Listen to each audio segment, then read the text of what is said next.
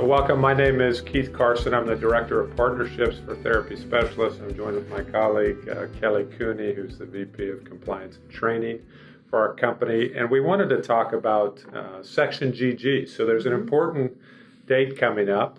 It's not your birthday, it's not my birthday, but it's October 1st, 2018, where they are going to implement changes to Section GG. So if you recall, CMS has really made an effort to ensure that they can compare outcomes in a variety of different settings in post-acute care. And so they're adding some items to Section GG. Some of our audience might be aware of it, some of them might not be. So let's talk a little bit about some of those new items that are going to be implemented in Section GG, and then talk a little bit about some of the things that we're doing to prepare for those new items. Absolutely.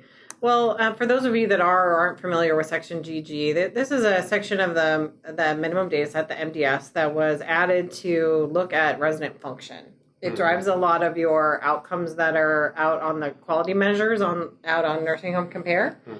And so initially, CMS just added some of the really basic activities of daily living to Section GG. So things like eating and oral hygiene and toilet hygiene, things like that for OT. And then for self-care. And then for mobility, how the patient got around, it was more about like bed mobility and sitting to stand and maybe a toilet transfer and how you get from the bed to the chair. But they've now added a whole bunch more that really looks at the whole patient. And so it's going to be a real shift for a lot of our staff, our nursing staff, to really think about these different items. A lot of them are things that they're just not traditionally used to looking at. And so that partnership with your therapy provider is going to be really important. Sure. They are things that therapists are really comfortable looking at.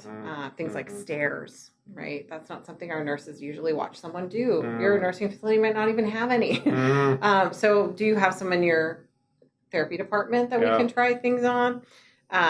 Also walking longer distances, 150 feet, or wheeling longer distance if someone's in a wheelchair, picking up objects, car transfers, right? Those are things that our nurses aren't really used to assessing.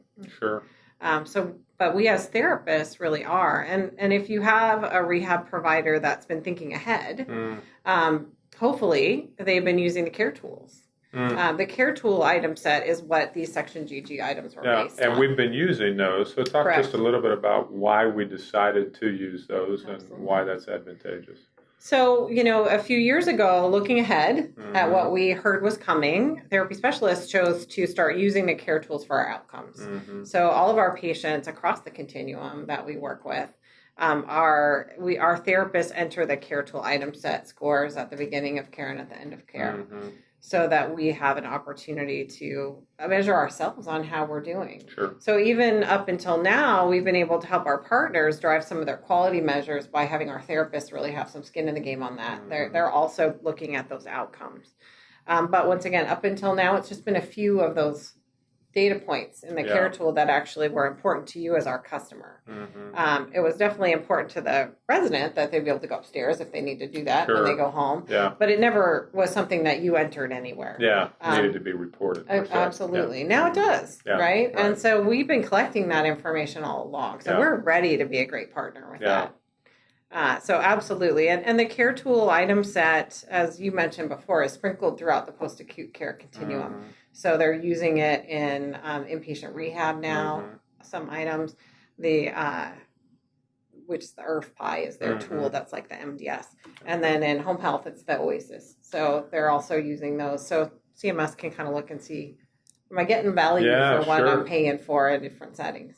So in summary, it seems as if it would be advantageous certainly for the administrator and the director of nurses and the key personnel within a skilled nursing facility to start engaging their therapy provider in these conversations about how they're preparing for some of those changes and how they can support the nursing staff as they prepare for some of these changes with Section GG.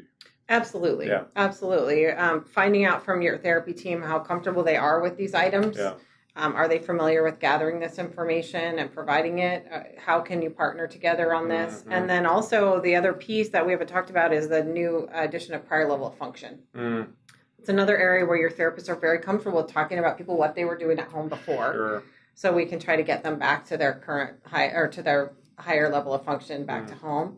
And so we're going to need to provide that now. Yeah. And so that's another data point that maybe the nursing staff hasn't had as much experience doing. Yeah. So there's some great opportunities for us to partner, use the therapist knowledge, work with nursing to make sure that the data is reflective of the usual performance of the patient and not just their therapy performance. Because we do know that our therapists get best performance from people.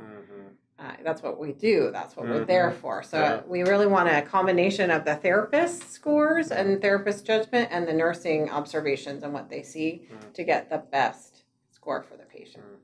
Thank you, Kelly. I hope you find some insights from this conversation that you can take to your therapy provider in your facility. Thank you.